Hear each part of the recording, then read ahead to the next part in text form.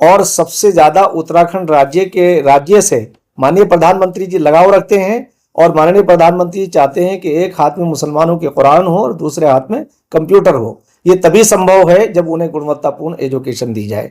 तो माननीय मुख्यमंत्री श्री पुष्कर सिंह धामी जी के नेतृत्व में, उनके दिशा निर्देश में, उनके मार्गदर्शन में हम कोशिश कर रहे हैं कि इन गरीब घरों के बच्चों को जो मदरसों में पढ़ते हैं, और ये किसी और जगह नहीं पढ़ सकते क्योंकि ये बहुत बड़े आर्थिक तौर से बहुत कमजोर होते हैं, धार्मिक स्थल बना करके हम उनके ऊपर कब्जा कर लेते हैं। सरकार, ये जमीन सरकार की है और सरकार किसकी है? सरकार हमारी है, सरकार तो आम लोगों की है। तो इसलिए मैं आज मुख्यमंत्री श्री पुष्कर सिंह धामी जी को सपोर्ट ही नहीं, उनके लिए मैं कहना चाहता हूं कि आम मुसलमानों को खड़ा होना चाहिए और वोट बैंक से निकल करके ये समझना चाहिए कि तुम्हारा हितैषी कौन है। सर, मुफ्ती साहब, आज एक बैठक हुई है, इसका मेन क्या लक्ष्य था और क्या इसकी सामने बात आ रही? मदरसा एजुकेशन बोर्ड निरंतर माननीय मुख्यमंत्री श्री पुष्कर सिंह धामी जी के दिशा निर्देश और उनके मार्गदर्शन में कोशिश कर रहा है और प्रयास हैं कि हम मदरसों को मेन स्ट्रीम से जोड़ें। और मेन स्ट्रीम की एजुकेशन जिसे 60 साल के अपने पिछले कार्यकाल के अंदर कांग्रेस ने उन्हें सिर्फ वोट बैंक की धारणा से मेन स्ट्रीम से काट दिया था, और नतीजा उसका ये हुआ कि मुसलमानों के पास और ख़ासतौर से मदरसों में जो गुणवत्तापूर्ण एजुकेशन होनी चाहिए थी वो उससे महरूम हो गए। वो मदरसा एजुकेशन बोर्ड का मेन उद्देश्य है कि हम इन गरीब मदरसों में पढ़ने वाले गरीब घरों के बच्चे, ज़्यादातर पसमानदा समाज से आते हैं, उन्हें अच्छी एजुकेशन दी जाए। वो भी, उनका भी सपना है कि वो मेन स्ट्रीम से जुड़ें और अपने परिवार का और अपने राज्य और अपने देश का नाम रोशन करें। और माननीय मुख्यमंत्री श्री पुष्कर सिंह धामी जी यही चाहते हैं। वो हर वर्ग का विकास कर रहे हैं, हर वर्ग का विकास कर रहे हैं कि सबका साथ, सबका विकास, सबका विश्वास। माननीय प्रधानमंत्री जी का ये बहुत एक ऐसा नारा है जिसने पूरे विश्व के अंदर हलचल मचाई है और पूरे विश्व के अंदर भारतीय संस्कृति, भारतीय जो भारत की एक छवि है वो बहुत उज्जवल हुई है। और माननीय प्रधानमंत्री श्री नरेंद्र मोदी जी को इसका श्रेय जाता है। और सबसे ज्यादा उत्तराखंड राज्य से माननीय प्रधानमंत्री जी लगाव रखते हैं और माननीय प्रधानमंत्री जी चाहते हैं कि एक हाथ में मुसलमानों के कुरान हो और दूसरे हाथ में कंप्यूटर हो। ये तभी संभव है जब उन्हें गुणवत्तापूर्ण एजुकेशन दी जाए। तो माननीय मुख्यमंत्री श्री पुष्कर सिंह धामी जी के नेतृत्व में, उनके दिशा निर्देश में, उनके मार्गदर्शन में हम कोशिश कर रहे हैं कि इन गरीब घरों के बच्चों को जो मदरसों में पढ़ते हैं, और ये किसी और जगह नहीं पढ़ सकते क्योंकि ये बहुत बड़े आर्थिक तौर से बहुत कमजोर होते हैं। तो इसलिए ये कोशिश है कि उन्हें मेन स्ट्रीम से जोड़ करके उनके भी अच्छे सपने, उनके सपने साकार हों। तो उसी संदर्भ में आज लगभग 5 साल से ये हमारे यहाँ लंबित पड़ी हुई थी, जो उनकी मान्यताएं थी, उन्हें हमने उसका वेरिफिकेशन करा के, वेरिफिकेशन हमारा जो है प्रशासनिक सतह पर होता है और अल्पसंख्यक जो हमारे यहाँ विभाग है उसके अधिकारी और प्रशासनिक अधिकारी वो वेरीफाई करके भेजते हैं। हम उन्हें यहाँ से प्रमाण पत्र देते हैं। तो आज हमने ये प्रमाण पत्र वितरित किए हैं और कोशिश ये है कि मदरसों के संचालक अपने यहाँ उन बच्चों का उनके पालन पोषण के लिए प्रयास करेंगे, उन्हें गुणवत्तापूर्ण एजुकेशन देंगे। इसी उद्देश्य को हमने उनके सामने रखा भी। और सरकार की जो मंशा है, सबका साथ, सबका विकास, सबका विश्वास, सबका प्रयास, इससे भी हमने अवगत कराया। और ये भी हमने उनसे कहा कि अगर कहीं भी कोई ऐसी अनियमितताएं पाई जाती हैं तो हम आप कार्रवाई करने में भी नहीं हिचकिचाएंगे। इसलिए कि देवभूमि उत्तराखंड एक ऐसा राज्य है जो बिल्कुल अपनी प्राचीन सभ्यता के लिए जाना जाता है, अपनी करुणा और त्याग के लिए जाना जाता है। यहाँ हमारे जो संत और सूफी संत थे, जो बड़े बड़े वो गुजरे हैं, उन्होंने इन पहाड़ियों में आकर के तपस्याएं की हैं। तो इसी के साथ हमने ये भी कहा है कि जल ही जीवन है और इन्वायरमेंट के ऊपर, और खास तौर से मैंने ये भी कहा है कि गाय का भी हम संरक्षण करें। गाय एक ऐसा पशु है जो बहुत उपयोगी है और वो ऐसी प्राणी है कि जिसने हमारे बच्चों को कुपोषण से बचाया है।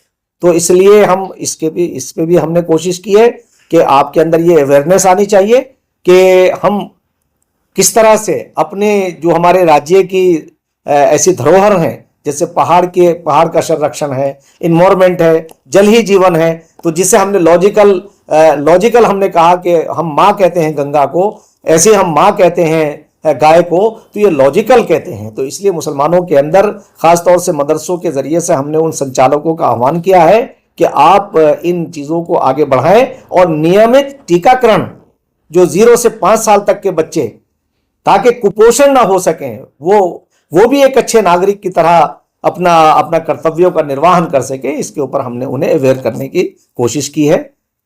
मुफ्ती साहब, एक सवाल लूंगा मैं आपसे। मदरसों में अक्सर समाज के सामने एक बात जरूर आती है कि गरीब और मजलूम बच्चे हैं, वो ज्यादातर मदरसों में हमने पाया भी गया और देखा भी गया है कि ज्यादातर वहां पर आज मतलब लड़के ही होते हैं, लड़के कहें आदमी कहें, जो कलाम पाक की और दीन दुनिया की तालीम पाके निकलते हैं।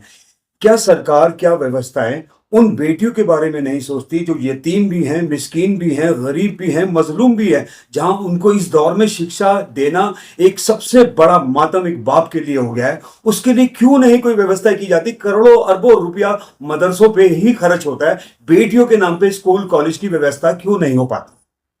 ये दुर्भाग्यपूर्ण है कि 60 साल इस देश में कांग्रेस ने राज किया और मुसलमानों के सरकर्दा लोगों को जो वक्फ प्रॉपर्टी, आज जो संशोधन की बात आ रही है उसमें जो लोग जिस तरह से लोग उसमें अनर्गल बातें कर रहे हैं या गुमराह करने का प्रयास कर रहे हैं, वो वक्फ संपत्ति उन्हीं के लिए होनी चाहिए थी। और सरकार तो एक हम सबकी जो है वो गार्जियन है। सरकार की जितनी स्कीमें हैं बगैर किसी भेदभाव के चल रही हैं। और जैसे आप देखेंगे, कच्चे मकानों का पक्का बनना है, गरीब लोगों के लिए अच्छी सुलभ और अच्छी एजुकेशन का इंतजाम करना है, हमारे माननीय मुख्यमंत्री श्री पुष्कर सिंह धामी जी बहुत ही अच्छे प्रकार से कर रहे हैं। और जो गुणवत्तापूर्ण एजुकेशन उन्हें मिलनी चाहिए, वो उसकी तरफ संकल्पबद्ध है। उसके लिए वो चाहते हैं कि हर बच्चा जो है वो एजुकेट हो, तो उसी के लिए काम भी हो रहा है। अब रह जाती है कुछ सामाजिक काम है, जो सामाजिक कार्य हैं, जैसे वक्फ संशोधन बिल आया, उस पर जितने भी लोग काबिज हैं वो ज्यादातर वही लोग हैं जो मुसलमानों के बड़े बड़े ऑर्गेनाइजेशन हैं। अब अगर उस संशोधन की मुखालफत करने वाले लोग अगर ये अपने आप को सोच लें कि हमने क्या यतीमों के लिए कोई काम किया, क्या हमने मिस्कीनों के लिए काम किया, क्या जरूरतमंद लोगों के लिए काम किया, अगर उस पर हॉस्पिटल बनते, उस पर बड़े बड़े मॉल बनते, तो उसका जो आज जो 50-50 रुपए किराए के ऊपर चल रही है, और जो भी चेयरमैन आए, जो भी वक्फ बोर्ड के चेयरमैन आए, उनकी तो हालत बदल गई, और जिनके लिए वक्फ की गई उनकी हालत क्यों नहीं बदली? जरा मैं तो ये कहना चाहूंगा कि 60 साल का कार्यकाल और इन 10 साल के अंदर, जो 10 साल का, ये 11वां साल चल रहा है प्रधानमंत्री का, बहुत पारदर्शिता लिए हुए है। और पिछले दौर में सिर्फ और सिर्फ वोट बैंक बनाए रखा, और हमारे लोगों ने बड़े बड़े जो ऑर्गेनाइजेशन थे, जैसे मुस्लिम पर्सनल लॉ बोर्ड हो या अन्य तंजीमें हो जो आज लोगों को गुमराह कर रही हैं, वो दरअसल अपने कारनामों को छुपाने के लिए ये बात इस तरह का राग अलाप रही है कि इस पर सरकार कब्जा कर लेगी। मैं उदाहरण के तौर से कहना चाहता हूं कि डिस्ट्रिक्ट मजिस्ट्रेट पूरे जिले का संरक्षण करता है, और वो एक संवैधानिक पोस्ट पर संविधान की शपथ लेकर के आता है, और उसे ट्रेंड किया जाता है कि आपको किसी के भी मौलिक अधिकारों का हनन नहीं होने देना, और सारी चीजें उसी से गुजर के जाती हैं। इन्होंने शोर मचाना शुरू कर दिया कि साहब इसमें डीएम का इन्वॉल्वमेंट होगा तो हमारी जायदादें, क्योंकि वो जायदादें अब निकलने वाली है इनसे, उनका गरीबों के लिए इस्तेमाल होने वाला है, उनके ऊपर बड़े बड़े कॉलेज और स्कूल बनेंगे। कब बनेंगे? तब गरीब लोगों को, यतीमों को, बच्चियों को, खासतौर से मैं अगर ये बात कहूं कि पिछले दौर में मुसलमानों के और आज की तथाकथित लीडरशिप ने कोई स्कूल और कॉलेज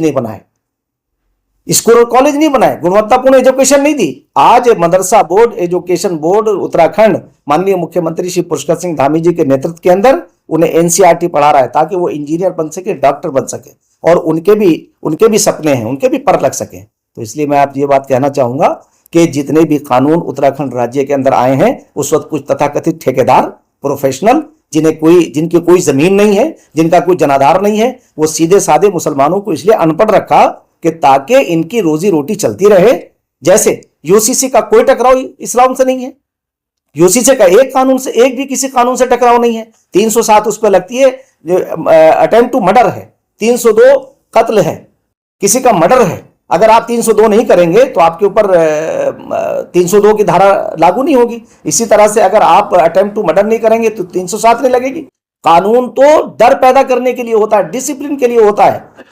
आज बड़ी बड़ी जायदादों के ऊपर बहुत सारे लोग मुझसे नेशनल चैनलों पर भिड़ जाते हैं और वो अनर्गल बातें करते हैं कि साहब उत्तराखंड के अंदर ये हो रहा है। इस उत्तराखंड की जो जमीन है वो आम लोगों की जमीन है। अगर वन विभाग की किसी जमीन के ऊपर, सरकारी किसी जमीन के ऊपर कोई धार्मिक स्थल बनता है, वो टूटना ही चाहिए। इसलिए टूटना चाहिए कि जब इस्लाम, आप तो इस्लाम की मंशा के खिलाफ काम कर रहे हैं।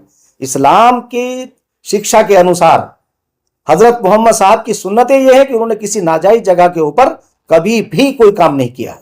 तो हम क्यों कर रहे हैं? हम बड़े बड़े धार्मिक स्थल बना करके हम उनके ऊपर कब्जा कर लेते हैं। सरकार, ये जमीन सरकार की है। और सरकार किसकी है? सरकार हमारी है। सरकार तो आम लोगों की है। तो इसलिए मैं आज मुख्यमंत्री श्री पुष्कर सिंह धामी जी को सपोर्ट ही नहीं, उनके लिए मैं कहना चाहता हूं कि आम मुसलमानों को खड़ा होना चाहिए और वोट बैंक से निकल करके ये समझना चाहिए कि तुम्हारा हितैषी कौन है। सर, मेरे सवाल का तो जवाब मुझे मिला ही नहीं है। मेरा कहने का मतलब है, जब इतने मदरसों के लिए सरकारें और समाज, एक बड़ी कौम करोड़ों अरबों रुपया खर्च करती है, बेटियों के लिए क्यों नहीं शुरुआत हो पा रही? एक वाहिद स्कूल है, मुसलमान का जो सफाई पोश है, बहुत बड़ा समाज सेविक है, उस स्कूल की फीस ही तो जाके सुनिएगा, चेक कीजिएगा कितनी महंगी फीस हो। 5,500-6 हजार से शुरुआत करता है। बेटियों के मुस्तकबिल कहाँ है? देखिए, बेटी बचाओ बेटी पढ़ाओ जी, लखपति दीदी जी, जितनी स्कीमें इस गवर्नमेंट ने चलाई हैं, महिला सशक्तिकरण गवर्नमेंट ने, उसमें कहीं भेदभाव नहीं है। उन योजनाओं का में आप अवेयर करिए, ये आपका काम है। अवेयरनेस लाइए और मुसलमानों के मोहल्लों में जाकर के, मलिन बस्तियों में जाकर के, जो एजुकेशन उनके पास कम है, उनसे कहिए कि बेटियों को पढ़ाने के लिए जो स्कीमें गवर्नमेंट की हैं आगे बढ़ाने के लिए, उनका फायदा उठाइए। रह जाती है उन लोगों की बात, जिन लोगों की आप बात कर रहे हैं या सफेद पोश कह रहे हैं। मैं तो सिर्फ इतनी बात कहना चाहूंगा कि अगर वो लोग ठेकेदारी प्रथा को लागू ना करते तो ये हालात नहीं बनते। आज जो मुसलमान सड़कों पर आ गया है, उसके पास रोजगार नहीं है, उसके पास अच्छी एजुकेशन नहीं है, यही तो इनका मंशा था कि ये अच्छी एजुकेशन न ले सके।